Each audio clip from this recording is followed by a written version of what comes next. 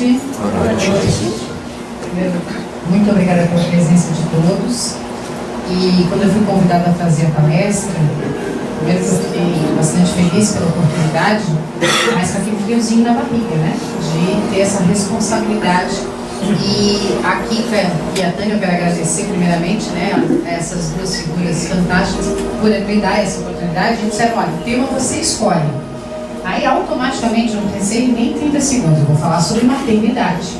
Mãe de 4 filhos que sou, né, eu vou falar de alguma coisa que eu conheço, né, que é ser mãe. E aqui estou então hoje me propondo a falar um pouquinho sobre maternidade.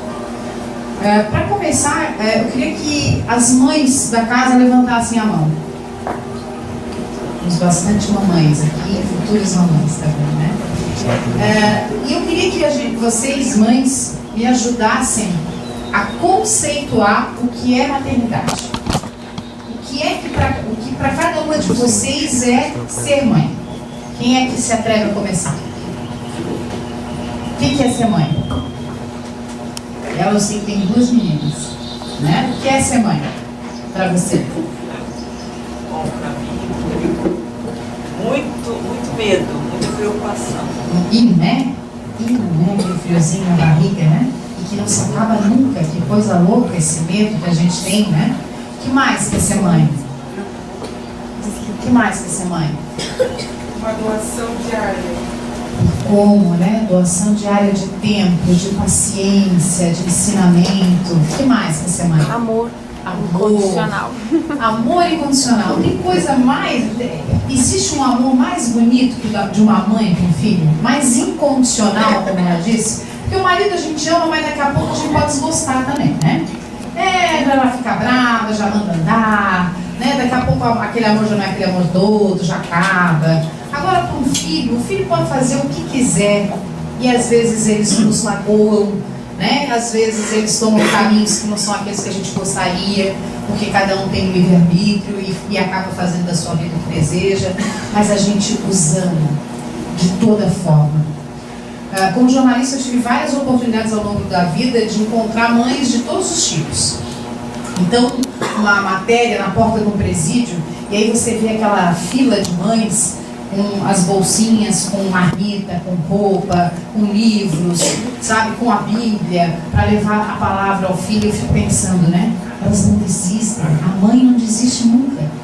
O marido desiste, a namorada desiste, a professora desiste, mas uma mãe não desiste nunca. O que mais quer ser mãe? Amor incondicional, é medo, é doação. O que mais quer ser mãe? É abdicar da própria identidade. Deixa de ser A para ser a mãe do. É verdade, né? Ninguém mais te conhece. Eu, até pouco tempo atrás, eu era só a Roberta, agora eu sou a mãe do Pedro, a mãe da Dora, a mãe do Romeu, a mãe do André, né? E a gente, pior que a gente perde a identidade, a gente fica feliz com isso, né? A gente fica cheio de orgulho, mas você não é a mãe da Dora? Sim. Não é uma perda, é uma troca. É uma troca. E aí, a partir desse ponto, como é que é o teu nome? Jô, obrigada. A partir do ponto da Jô, da história da troca, que eu queria chegar. Porque é amor, é medo, é doação, mas é um aprendizado danado também, né? Todos os dias, e mútuo, né? E aí eu tenho uma historinha que muitos de vocês devem ter ouvido, mas que eu gosto sempre de contar, porque sempre me toca muito o coração. A primeira vez que eu ouvi, que eu li, essa história foi lida, chorei horrores. Quando a gente fica mãe tem esse problema também, a gente chora que é uma maravilha também, a gente chora com comercial de margarina, chora que é uma beleza. E aí, quando eu li a primeira vez, eu chorei muito. A segunda vez, eu chorei muito. E a terceira, e toda vez que eu leio essa história, eu choro muito. Eu não quero que ninguém chore aqui, mas é uma história muito bonita que quem é mãe vai se identificar. Que estava o anjo lá no céu, né, se preparando para voltar. E aí, estava com muito medo, né, porque era um desconhecido. Como é que vai ser lá a minha vida? E Deus disse para ele, não, você fica tranquilo. Você vai lá, você vai ter uma série de experiências, mas Deus... me falaram que esse mundão é grande, um negócio grande, e que tem uma tal de violência, e que tem gente malvada, e eu tenho muito medo. Não, mas eu sou Deus, eu jamais te colocaria nesse mundo se não fosse para você ter quem recorrer. Primeiro você tem a mim, sempre, em seus pensamentos, na sua oração, mas você vai ter na terra um anjo da guarda. E ele vai te proteger em todos os momentos. Quando você sentir medo, o anjo da guarda vai estar ali do lado e você segura na mão dele. Quando você se sentir apavorado, o anjo da guarda vai estar perto e aí você pode sentar no colo do anjo da guarda. Quando você estiver perdido, na escuridão, o anjo da guarda vai te trazer luz, vai te trazer claridade. E quando você tiver dúvidas, o anjo da guarda vai te trazer respostas. Ah, Deus, que bom que eu vou ter esse anjo, mas como é que eu vou reconhecer esse anjo? Como é que eu vou saber que ele é o meu anjo? Vai ser muito fácil, porque você vai chamá-lo de mãe. Então é mais ou menos por aí, né? A gente é o anjo da guarda do filho, mas muitas vezes eles vêm para nos ensinar, até dentro da filosofia espírita, né, da doutrina espírita. Primeiro, a gente tem 3 tipos de reencarnação, né? Todos nós aqui somos adeptos da filosofia de que estamos aqui reencarnados. E você tem a voluntária, a reencarnação voluntária, em que o espírito chegou a um nível tal de evolução que ele diz: olha, eu quero voltar para ajudar, para cumprir a minha missão, mas também para ajudar alguém a cumprir a missão. Sabe aquelas pessoas que a gente conhece na vida que realmente parecem anjos de luz? Você pensa, meu Deus, essa pessoa mesmo ela é evoluída, um dia eu vou chegar nesse nível. São essas pessoas que vêm para a Terra para nos ajudar, para ensinar. São pessoas de outro nível, né? Que a gente conhece e pensa, meu Deus do céu, né? Um dia eu vou ser, quando eu crescer, eu vou ser igual a essa pessoa. São essas pessoas. Tem as reencarnações semi-compulsórias, que são aquelas pessoas que precisam vir aqui resgatar alguma coisa, né? Aprender um pouco mais, e que os seus mentores espirituais, antes dessa pessoa encarnar, eles têm aquele papo: ó, a gente acha que é melhor se encarnar e a gente está te dando algumas opções. O que você acha? Você acha que vai pagar tudo dessa vez, vai devagarinho, e conversa com esse espírito que vai reencarnar para que ele tenha a opção de escolha, né, para aquilo que ele vai viver aqui. E tem as reencarnações compulsórias, que são aqueles espíritos que têm grandes pagas, que têm ainda grandes evoluções pela frente e que não têm a escolha, que os mentores espirituais decidem por ele, por essa reencarnação. Infelizmente, para nossa tristeza, e por isso talvez o mundo esteja como esteja, a grande maioria dos espíritos que estão aqui na Terra vem de forma compulsória, né? Não vem por escolha, nem discutem as suas reencarnações. Então tem aqui missões para cumprir, tem cargos para cumprir, enfim. E os mentores escolhem, né, esses caminhos que esses espíritos vão percorrer. E aí a gente pensa assim, por que aquele filho escolheu a gente? Por que tem gente... Eu lembro que quando eu engravidei do 4º filho, foi um susto. Aliás, do 3º e do 4º foi um susto. Também foi um susto, mas tudo bem. Quando eu engravidei do 4º filho, que, meu Deus, né, o 4º e o 3º tinha 10 meses quando eu engravidei do 4º filho. E aí eu lembro que eu meio que neguei essa gravidez. Sabe quando você acha que tem uma coisa errada e você não quer? Deixa, vou passar o Natal, vou passar o Ano Novo, isso vai, daqui a pouco, né, não vou descobrir que eu não estou grávida, mas no fundo você sabe que você está grávida. E quando de fato eu descobri que estava grávida, eu não sabia de quanto tempo. Eu não tinha nem menstruado desde a época que eu ganhei o neném, né? Foi direto assim. E aí, eu disse, bom, daqui a pouco eu estou ganhando e nem sei, né? Vou entrar naquelas séries do Discovery Home and Health, eu não sabia que estava grávida, sabe assim? Tem o neném na sala da sogra, essas coisas assim. Aí eu disse, não, então vou fazer um ultrassom. No mesmo dia já marquei o ultrassom, fui ver. E eu estava deitada na cama, olhei naquela televisãozinha, 12 semanas, exatamente 12 semanas, só de 3 meses. E aí eu olhei e fiquei pensando, né? Eu com os meus botões, tanta gente gasta fortunas para ter um filho. A minha prima tinha acabado de gastar acho que 30 mil reais para fazer uma inseminação artificial que não tinha dado certo. E eu aqui, né, grávida do 4º filho, uns com tantos, outros com tão poucos, né? E aí, enfim, passado susto, né? Foi muito bem-vindo e hoje é a felicidade lá em casa, né? É o sorriso e a alegria em pessoa. Mas quando a gente falou que maternidade é tudo isso, é medo, é doação, é amor incondicional e é troca, é isso que eu queria dizer, que assim, a minha experiência da maternidade de 4 filhos, e sempre que eu falo 4 filhos, eu falo, nossa, né? Que coragem. Não é bem coragem, é um pouco de loucura, confesso. Mas eu não faria nada diferente, porque cada filho que Deus me mandou, ele teve uma missão de me tornar um ser humano melhor. E olha que eu tenho caminho para andar ainda, hein? Calcula se não tivesse vindo aquelas 4 crianças abençoadas. A minha filha mais velha, eu só tenho uma menina, a Dora, que tá? Que vai fazer 17 anos. E depois vieram 3 meninos. Eu sou muito ansiosa. Para quem me conhece um pouco mais sabe que eu tenho uma pilha de 220, assim. E a Dora, apesar de eu ainda ser muito ansiosa, a Dora me ensinou um pouco a coisa de ficar um pouco mais calma e de ter paciência. Foi a primeira vez que eu precisei na vida, de fato, ter paciência. Até então, eu atropelava, né? O que não vinha no tempo que eu queria, eu atropelava. Eu sou ansiosa, aquela coisa toda. E a Dora, eu queria um parto normal, né? Primeiro filho, todo idealizado, nossa, barrigalizada 10 mil vezes. E aí, aquele ideal, né, do parto normal, tranquilo. E a gente foi esperando a Dora chegar, né? 38 semanas, 39 semanas, 40 semanas, 41 semanas. Isso aqui já tá virando filho de burro, né? 11 meses, esse negócio não vai sair. E aí ela foi, faltava um dia para 42 semanas quando estourou a bolsa e toda aquela coisa que a gente vê em novela, vai, sai correndo, o sogro liga, aquele desespero, e ai meu Deus, vai nascer, aquela coisa. E aí fomos para a maternidade e tal, então ela foi até o limiar do que ela podia para me ensinar que não adianta, as coisas não eram no meu tempo, eram no tempo de Deus, né? Era no tempo dela. E Dora é uma criança que nunca me incomodou, aliás, por isso que eu acho que eu tive 4, ela me animou tanto, né? Ela é uma criança tão boazinha que eu disse, então vamos tendo, né? Fácil assim, beleza? A Dora não ficava doente, a Dora não chorava de noite. Dora era uns 3 anos, a primeira vez que ela me disse, não mamãe, eu dei graças a Deus, porque eu achei que ela era um anjo tão perfeito que Deus ia levar embora de volta, ela não era desse mundo. Não reclamava, não chorava, não me incomodava com nada. Eu disse, meu Deus do céu, a primeira vez que eu não sei que eu falei pra ela, ela disse, não mamãe. Ai, graças a Deus, me respondeu, pelo amor de Deus, que não é perfeita, né? 100%, porque falou. Mas é uma criança, e é uma adolescente hoje, sempre foi. Nunca me incomodou, nem com doença, nem com palavrão, nem com nada, sabe? Muito tranquila, muito calma, muito serena, muito tranquila para fazer as coisas. E isso também é um problema, né? Com a pessoa acelerada que a mãe era, né? Então, assim, em vários momentos eu me peguei, vamos! E aí eu aprendi, né? Aí, que a gente, como mãe, a gente tá sempre se reavaliando, né? Ai meu Deus, será que eu estou errando? Será que eu estou falando? Ai, eu falei alto, aí às vezes a gente dá aquele xingão e aí vai pro quarto chorar, né? Ai meu Deus, eu não devia ter brigado com ela. Não fala, não pode chorar na frente dela, senão nós vamos ficar afogados.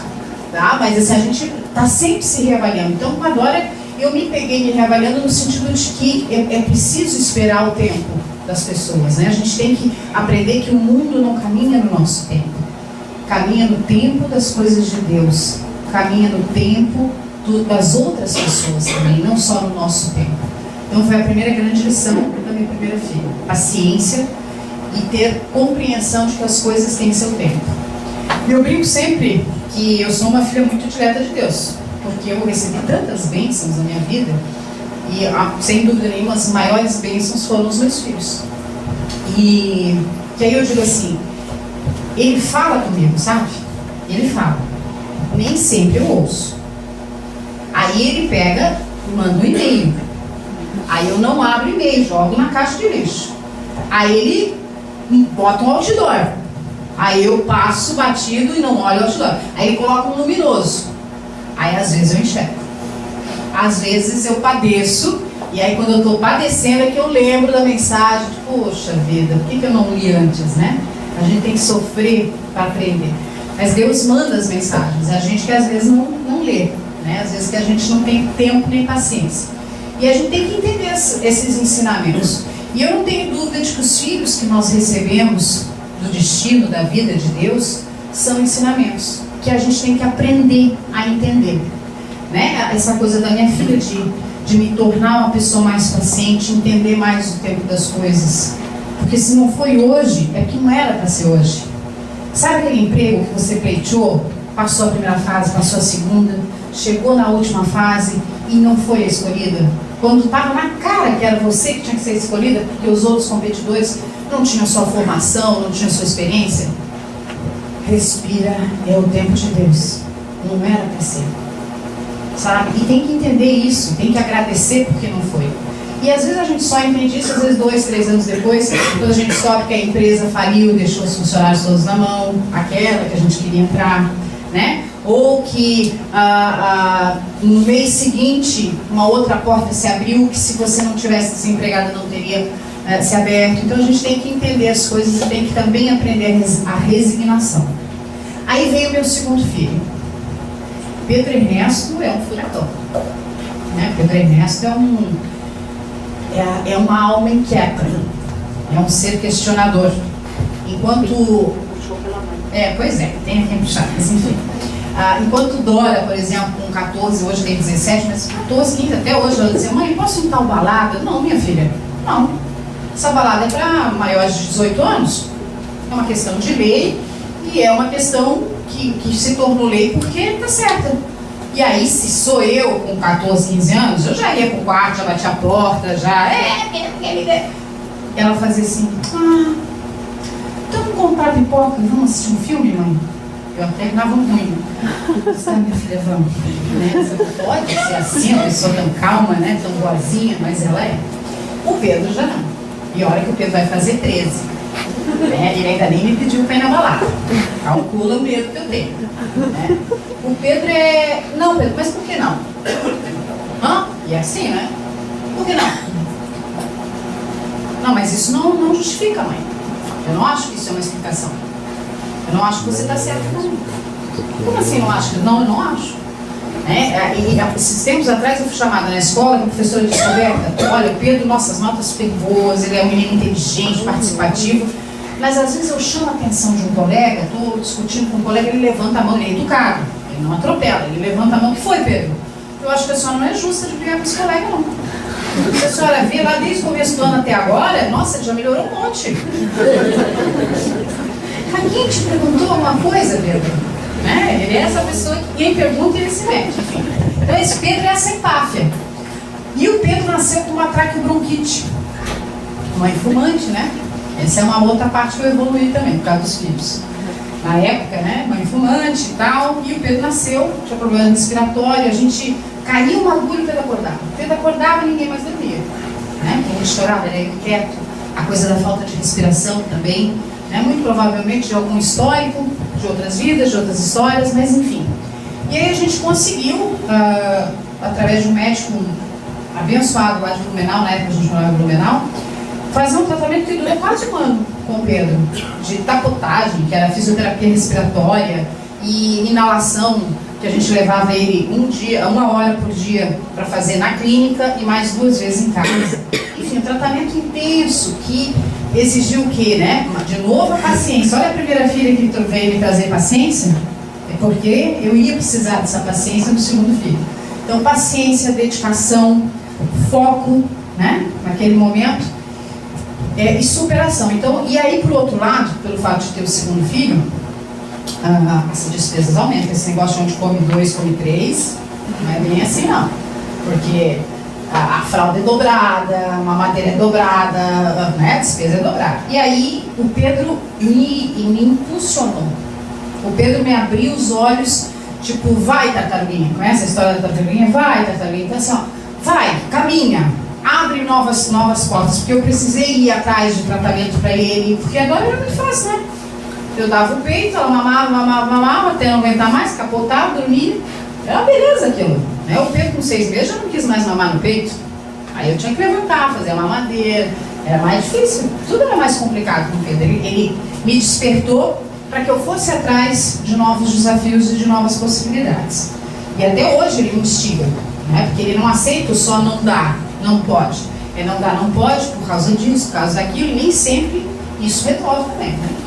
Então ele sempre tem uma coisa que ele quer saber mais, que ele quer ter mais.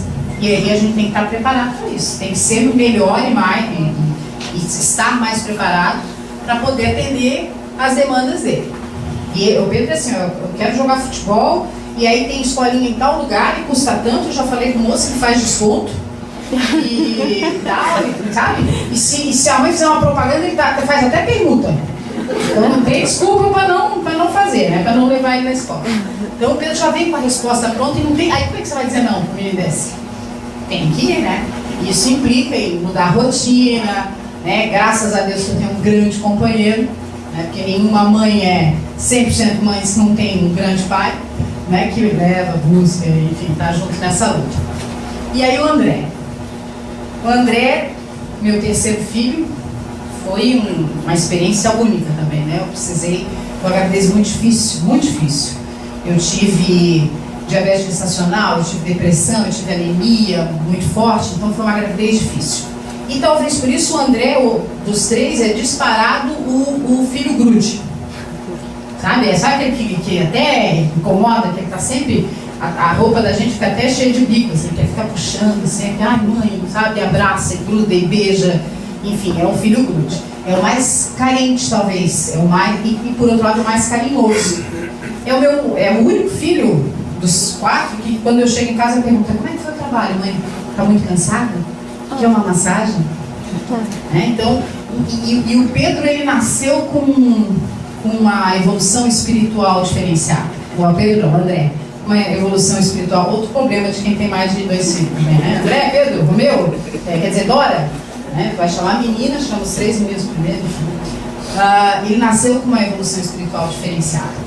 Logo que ele começou a falar, ele já falava certinho, parecia um adulto.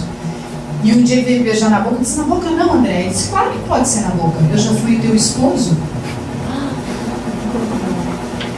Calcula o susto da pessoa, né? Como assim que já foi meu esposo? Lá na China, um lugar bem longe daqui. Eu era construtor de casas.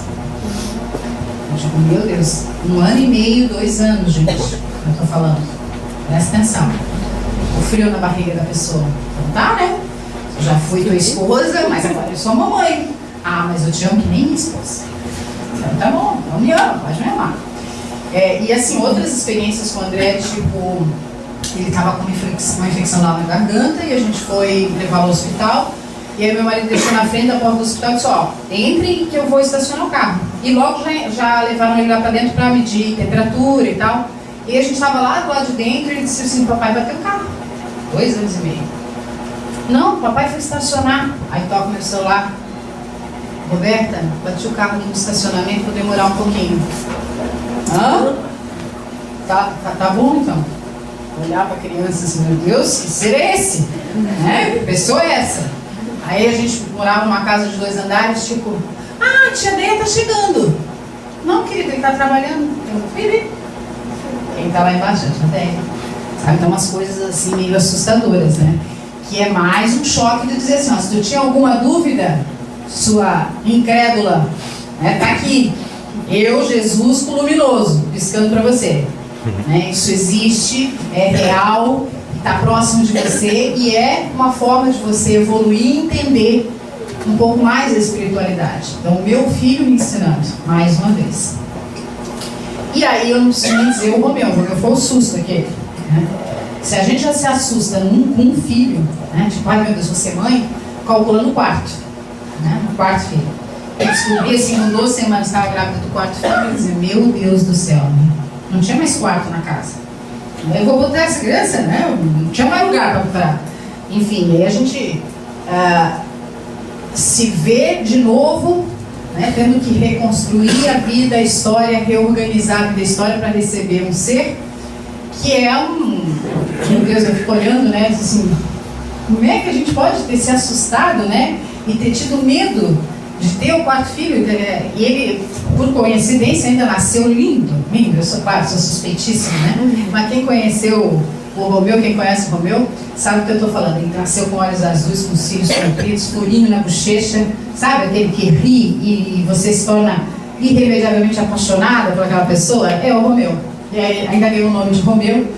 Pra vocês terem uma ideia, esses dias ele ganhou um brinquedinho numa loja e aí quando ele abriu, ele viu que ele já tinha, que o irmão tinha um igual, então ele queria um diferente. Ele disse: mãe, é igual ao do André, eu vou pedir um outro. Mas meu filho já abriu o pacote. Mãe, eu tenho esses olhos azuis. Falando sério, eu vou lá falar com a moça. Eu tenho esses olhos azuis. E vocês acham que ele conseguiu trocar? Conseguiu. Conseguiu. E aí tu vai dizer o que pra ele? Não, é 6 anos. Calcula quando você tiver 15. O telefone lá em casa vai ser um horror. Mãe, eu tenho esses olhos azuis, eu vou conseguir trocar o brinquedo. Bom, mas dito isso, e eu peço desculpa se eu estou citando os meus filhos, mas toda mãe, quando se reúne com outras pessoas, ela fala dos filhos, não tem? Tem outro assunto que tu fale mais do que as suas meninas? Não tem, é ou não é? A gente, nem que seja para falar mal, né? Eu vou dizer um negócio, não quer saber de estudar aquela criança. Nem que seja para, né? Para reclamar, para se queixar, mas a maternidade é o centro do nosso universo. E olha que quem fala isso é uma pessoa que tem 3 empregos. Né? Então o meu trabalho, a minha vida profissional é muito importante na minha vida. E eu sempre digo, eu não seria a mãe que eu sou, melhor ou pior, se eu não fosse a profissional que eu sou. Porque eu me realizo como profissional, eu preciso desse lado como profissional para ser a mãe que eu sou. Para poder, quando estar mãe, estar ali inteira, dedicada, feliz, realizada. Né? Porque, e respeito também as mulheres que ao longo da vida decidem parar tudo em torno de um filho. Né? Vou dar um tempo lá na minha profissão, na minha carreira, para me dedicar aos meus filhos. Até um tempo atrás, para mim era difícil compreender. Alguém que parava a vida em torno de um filho, embora é perfeitamente compreensível em função do amor que a gente sente. Mas são escolhas diferentes. Tem pessoas que se realizam plenamente só com a maternidade. E falando só com a maternidade é até sacanagem, né? Porque a maternidade, vamos combinar, né? É uma coisa, assim, na vida da gente. Eu lembro que quando eu engravidei da Dora, minha primeira filha, e talvez a certeza mais antiga que eu tenho na vida é que eu seria mãe. Eu não tinha certeza aos 13, 14, 15, 16 anos se eu ia ser jornalista, advogada, médica, pintora, atriz, né, grafiteira, sei lá. Mas eu tinha certeza que eu ia ser mãe. Era uma certeza que eu tinha muito forte de que eu queria ser mãe. E exerci essa certeza 4 vezes. Eu quero dizer que está tudo funcionando aqui, a gente não sabe quando pode ser que aconteça mais uma surpresa, hein? Deus livre, né? A pessoa vai ser capaz. Mas bom, ninguém está livre. E aí, quando eu engravidei, foi uma emoção atrás da outra. E quando a Dora nasceu, como é que eu descrevo a maternidade? Cada um deu aqui o seu conceito. Eu não consigo definir uma palavra, eu consigo definir descrevendo. Eu lembro que ela nasceu, aí eu entrei no trabalho de parto, aquela coisa toda, e como, obviamente, não ia ser como eu planejei, porque a vida nos ensina que a gente não tem o domínio das coisas, a gente não é senhor do destino, acabou numa cesárea. Né? Eu não tive dilatação e tal, depois de 4 horas acabei indo para uma cesárea. Aí nasceu agora 4 e pouco da manhã, e me trouxe, aí na época eles levavam embora, né, conversar, aí me trouxeram elas, acho que eram umas 9 horas da manhã. Quando a enfermeira me trouxe, a Dora colocou ela nos meus braços, os nossos olhares se cruzaram. E ela abriu um sorriso, e eu tenho testemunhas. Eles vão dizer que é história de mãe. Né? E aquilo foi uma coisa tão forte, uma emoção, que cada vez que eu conto, eu tenho vontade de chorar. Porque é como se eu estivesse vivendo aquele momento de novo. De me sentir invadida por um sentimento tão profundo, mas tão profundo, que me faltou o ar. Aquilo me preencheu de tal forma que preencheu mais do que o meu corpo físico, extrapolou, preencheu a alma e literalmente me faltou o ar. Então eu acho que essa é talvez a descrição mais feliz que eu consigo fazer do que é a sensação de ser mãe. É um constante faltar de ar. Né? Não nos cabe às vezes outros sentimentos que não o amor. E às vezes a gente peca justamente por isso, porque a gente se enche tanto de amor que às vezes falta espaço para coerência, falta espaço para disciplina, falta espaço para enxergar aquilo que a gente precisa fazer, porque amor é demais, e tudo que é demais não é bom, nem amor. Então assim, a gente tem que aprender a dosar, né? Inclusive na maternidade. E isso vale para todas as áreas da nossa vida, né? Mulheres que amam demais, o que elas acabam fazendo, né? A gente conhece aí, vê todos os dias reportagens, mulheres que eu vou usar até um termo forte, se prostituem a alma em nome de um suposto amor. Né? Às vezes fazem bobagens, roubam, matam em nome de um suposto amor. Né? Isso não é amor, isso é outra coisa. Né? Então, quando a gente se enche de um sentimento só, falta espaço para outras coisas. E na maternidade é muito comum a gente cometer esse erro de se encher tanto de amor que falta espaço para outra coisa, para as outras coisas todas que uma criança precisa. Porque assim, ó, todo mundo fala, né, que é muito importante a gente amamentar o filho no peito, pelo menos até os 6 meses. Mas esse neném não vai sobreviver se você só der leite, né? Você tem que dar leite, você tem que dar banho, você tem que trocar a fralda, você tem que dar o remédio se precisar, você tem que colocar um remedinho para assadura, né? E com o tempo você vai substituindo o leite por outras comidinhas, etc. E tal. Então, assim, tudo que é demais e que é só aquilo, não é bom. Então a gente tem que cuidar na maternidade também com as outras questões que não só amor. O amor, claro, que é na verdade o grande condutor mestre.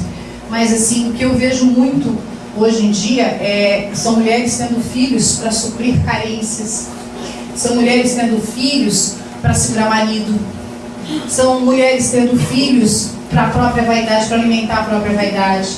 Às vezes até para atender uma expectativa de pai e mãe, né, do marido, não se sente preparada, não se sente pronta e acaba cedendo para ter um filho. Então, a decisão de ter um filho, ela é sim de cada um de nós, né, de cada uma de nós, e também, né, lá de cima, porque muitas vezes a gente não quer, não se prepara e daqui a pouco acontece, né? Às vezes, o Pedro Ernesto é um exemplo. O Pedro Ernesto, ele tomava comprimido.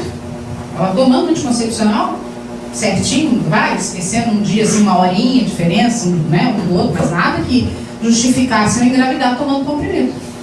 Tanto que numa sexta-feira eu ainda fui no trabalho do meu marido e tinha uma colega dele que disse pra mim, Roberto, acho que eu tô grávida. Eu disse, por que tu tá nessa angústia? Ela fazer o teste, né? Acaba com essa angústia. E aí no final de semana era pra vir a minha menstruação, no domingo não veio.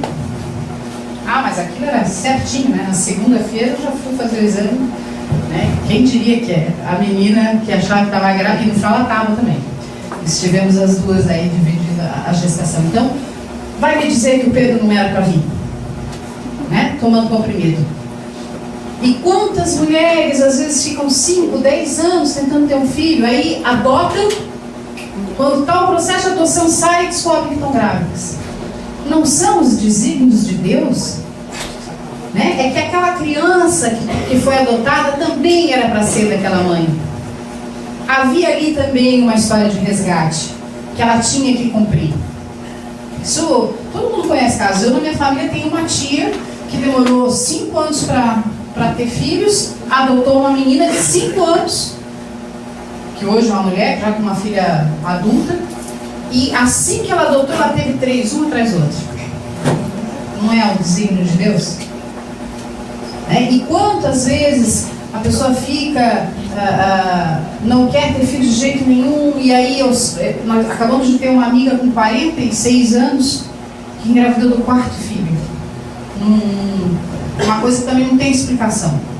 Ela usava como método a tal da tabelinha, que funcionou por 11 anos, e de repente, do nada, sem nenhum motivo aparente, sem nenhuma causa médica aparente, num determinado mês não funcionou.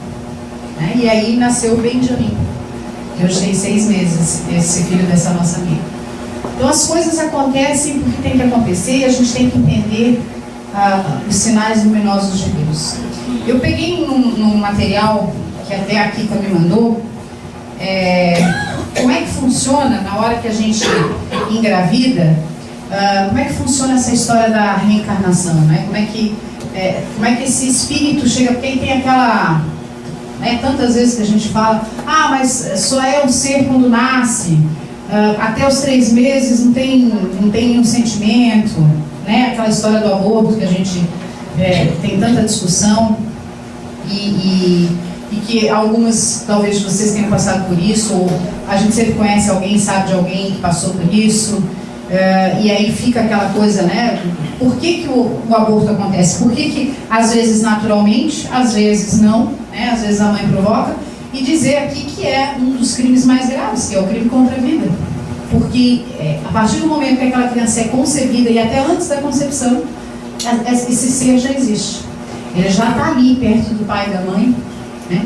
Ajudando o universo a conspirar para que a concepção aconteça.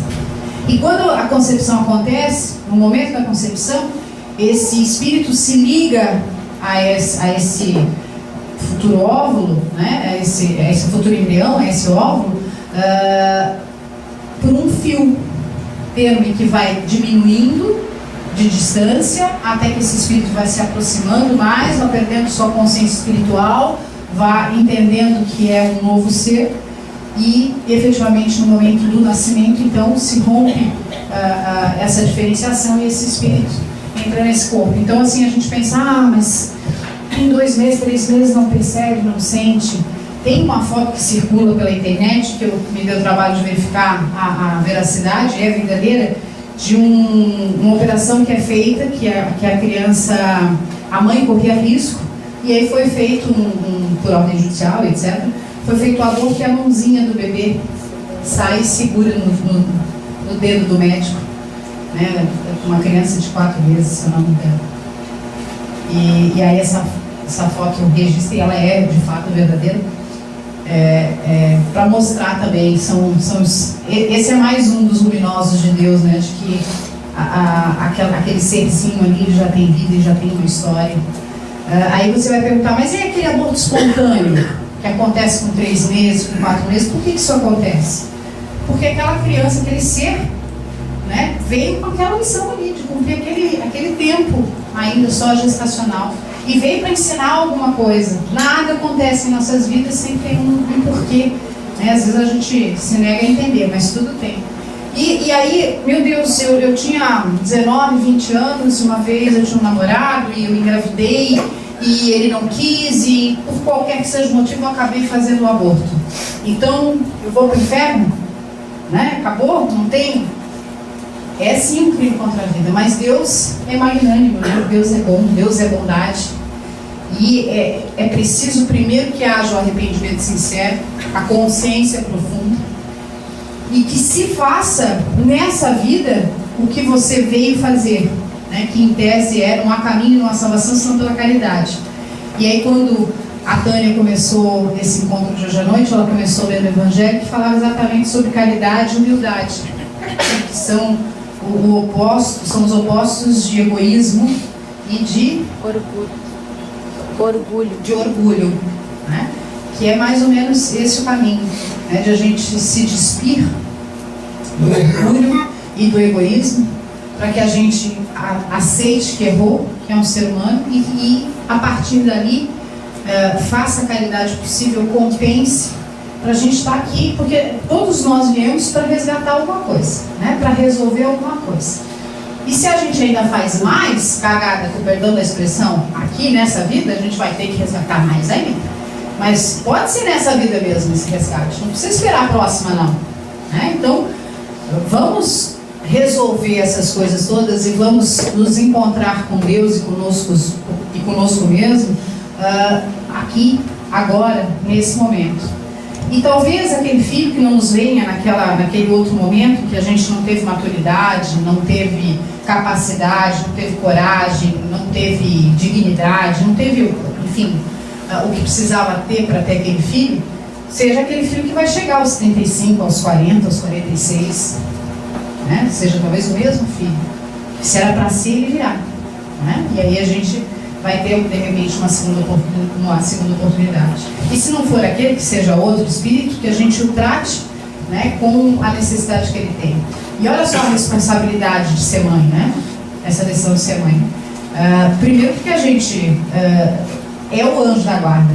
É aquele ser que ele vai reconhecer, que vai pegar na mão, que vai chamar de mãe. Nós somos, sim, anjos da guarda. Eu sempre brinco o seguinte, que a gente não é macaco, não é passarinho. Né? O macaco, ele nasce da mãe, mama lá na macaca, e com 3 meses a macaca manda andar.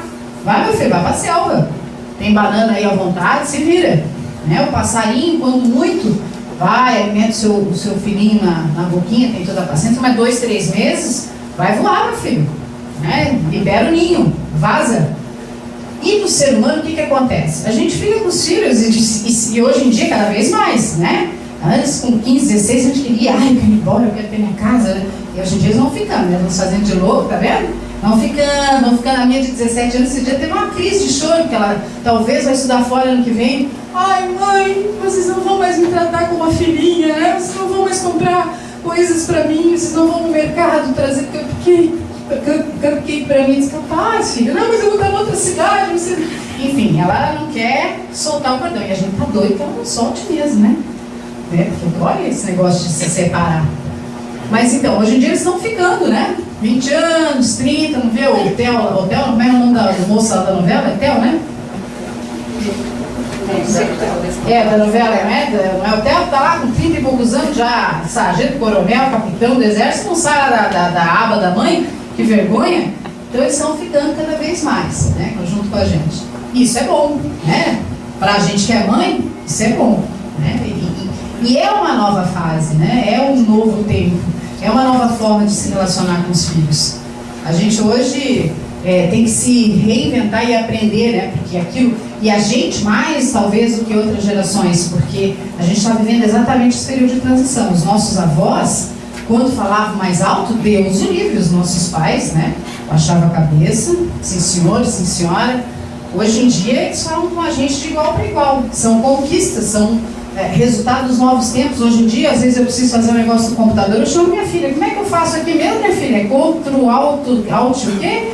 Aí lá vem a mãe, assim, ó, aperta isso aqui, entendeu? Nada, tá, entende? Então eles nos ensinam. Quando que a gente imaginou que ia aprender com os filhos, né?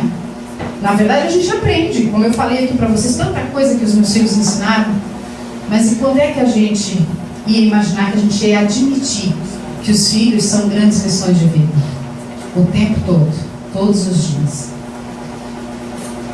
Isso não nos exime da nossa responsabilidade de continuar sendo os anjos da guarda deles. Que a gente aprenda com eles a sermos ainda melhores, para que possamos ser anjos ainda mais fortes, ainda mais preparados. Porque a vida está cada vez mais difícil e cada vez mais almas compulsórias, como a gente falou lá atrás, estão vindo para essa terra, e essa terra passa por momentos de tribulação, né? Quanta dificuldade, quanta violência. Quando eu era pequena, a gente andava de bicicleta na rua. Hoje eu não consigo deixar meu filho ir no treino de futebol de bicicleta. Meu marido leva, busca. Porque não é o meu filho, né? É o mundo. É aquele carro que vai passar e não vai olhar para o lado. É aquela história triste que a gente vê todos os dias nos jornais, nas televisões, que vão nos tornando seres mais medrosos. Eu, antes de ter filhos, eu pulei de pedra de 20 metros de altura, fiz rapel, mergulhei a 14 metros de profundidade, fazia todo tipo de aventura. Hoje eu tenho até medo de altura. Eu olho um pouquinho e digo, ai meu Deus, como é que pode? A gente vai ficando medrosa. Não é que a gente vai ficando medrosa. É que quando a gente tem filho, a gente não consegue mais pensar em si como um ser que, se amanhã não existir, tá tudo certo.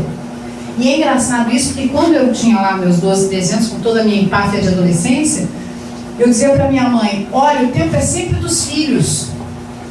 O tempo é sempre dos filhos. Porque quando você decide ser mãe, o problema é seu, não pediu para nascer, né? Naquela época eu achava que eu não tinha pedido para nascer. Eu não pedi para nascer. Então, quando a gente é mãe, você que tem que abdicar de tempo, você que tem que abdicar de comprar roupa nova, porque agora quem precisa sou eu. E no fundo, de forma torta, eu já sabia isso, né? Que é isso mesmo, o tempo é dos filhos. Porque depois que a gente tem filho, é doação, né? É a gente abrindo mão mesmo de passear, de vivenciar outras coisas. Eu adoraria viajar para passear de balão na Capadócia com meu marido. Mas o que eu estou pensando agora? Se eu vou ter um jeito de guardar dinheiro para minha filha fazer um intercâmbio. E eu vou dizer para vocês uma coisa que é surpreendente para quem não é pai, para quem não é mãe. Eu vou ficar extremamente satisfeita, muito mais feliz de vê-la aí fazer um intercâmbio do que de passear de balão na Capadócia. Eu vou me realizar muito mais como cidadã, como mulher, como ser humano, se a minha filha estiver bem. Mesmo que eu viva apenas num raio de 100 quilômetros da minha residência. Porque é tudo que eu preciso, né? Porque eu vou estar perto de quem me é mais importante, que são os meus frutos. E eu acho sinceramente que a maternidade, fechando a nossa palestra, que eu já me empolguei, que a maternidade, resumindo tudo isso que a gente falou, medo, amor incondicional, o que mais que a gente falou? Doação, troca, se resume em uma coisa: a maternidade é um grande milagre. É a prova viva de que Deus existe e que Ele mexe com as nossas vidas da melhor forma possível. A possibilidade de ter um filho, e esse filho nem sempre é aquele que nasce das nossas entranhas, viu, gente? Às vezes esse filho é um sobrinho, às vezes esse filho é um vizinho, Às vezes esse filho é um pai, às vezes esse filho é um amigo, porque todos nós temos a capacidade de sermos mãe e de sermos pai, que é com a adoção, com a proteção e com o amor incondicional. A hora que a gente conseguir transformar esse amor incondicional da maternidade num amor incondicional por todos os seres humanos, nós vamos fazer da terra o céu. Muito obrigada, gente. Então, amigos, obrigado por terem assistido esse vídeo. Se vocês gostaram, cliquem no polegar para cima que está aqui embaixo. E também no botão inscreva-se, que está desse lado. Assim, sempre que vocês entrarem no YouTube, receberão notificações de vídeos novos e estarão ajudando a continuarmos divulgando os conhecimentos espíritas na rede. Muito obrigado.